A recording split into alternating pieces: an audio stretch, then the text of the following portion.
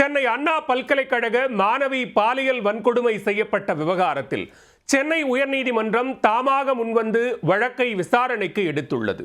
உள்துறை செயலாளர், டிஜிபி, துணைவேந்தர் உள்ளிட்டோர் விளக்கமளிக்கவும் நீதிமன்றம் உத்தரவிட்டுள்ளது. நீதிமன்றத்தின் விசாரணைக்கு காரணம் என்ன?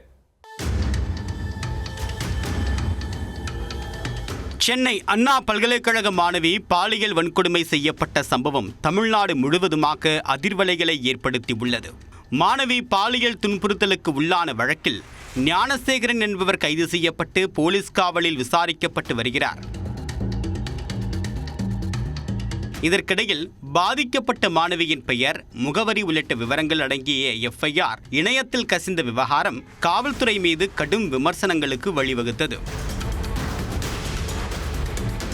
இந்த சம்பவம் தொடர்பாக அரசியல் கட்சியினர் போராட்டங்களையும் நடத்தி வருகின்றனர். இதற்கிடையே அண்ணா பல்கலைக்கழகத்தில் மாணவி பாலியல் வன்கொடுமை செய்யப்பட்ட விவகாரத்தை தேசிய மகளிர் ஆணையம் தாமாக முன்வந்து விசாரணைக்கு எடுத்துள்ளது. அதன்படி பாதிக்கப்பட்ட மாணவிக்கு இலவச மருத்துவ சேவை, பாதுகாப்பு உள்ளிட்டவை வழங்க வேண்டும். குற்றவாளிக்கு ஆயுள் அல்லது மரண தண்டனை கிடைக்கக்கூடிய வகையில் வழக்கு பதிவு செய்ய வேண்டும் என்றும் தேசிய மகளிர் ஆணையம் வலியுறுத்தியுள்ளது.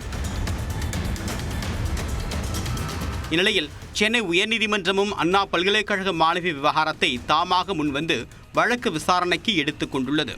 இந்த விவகாரம் தொடர்பாக வழக்கறிஞர் வரலட்சுமி என்பவர் சூமோட்டோ வழக்காக எடுக்க உயர்நீதிமன்ற நீதிபதிகளிடம் கடிதம் கொடுத்தார். கடிதத்தை அனுமதித்து சூமோட்டோ வழக்காக நீதிபதிகள் SM சுப்பிரமணியம் மற்றும் லட்சுமி நாராயணன் அமர்வு எடுத்துக்கொண்டது. மேலும் வழக்கை இன்றே விசாரிப்பதாக அறிவித்து சென்னை மாநகர காவல்துறை ஆணையர், அண்ணா பல்கலைக்கழக பதிவாளர், கோட்டூர்புரம் அனைத்து மகளிர் காவல் நிலைய ஆய்வாளர் உள்ளிட்டோரை பிரதிவாதிகளாக நீதிமன்றம் சேர்த்துள்ளது. குறிப்பாக பாலியல் வழக்கின் FIR விவரங்கள் வெளியானது குறித்தும் நீதிபதிகள் விசாரணை நடத்தியுள்ளனர். அதைத் தொடர்ந்து உள்துறை செயலாளர், டிஜிபி, மாநகர காவல் ஆணையர், அண்ணா பல்கலைக்கழக துணைவேந்தர் மற்றும் பதிவாளர், கோட்டூர்புரம் அனைத்து மகளிர் காவல் நிலைய ஆய்வாளர் தரப்பில் விளக்கம் அளிக்கவும் சென்னை உயர்நீதிமன்றம் உத்தரவிட்டுள்ளது.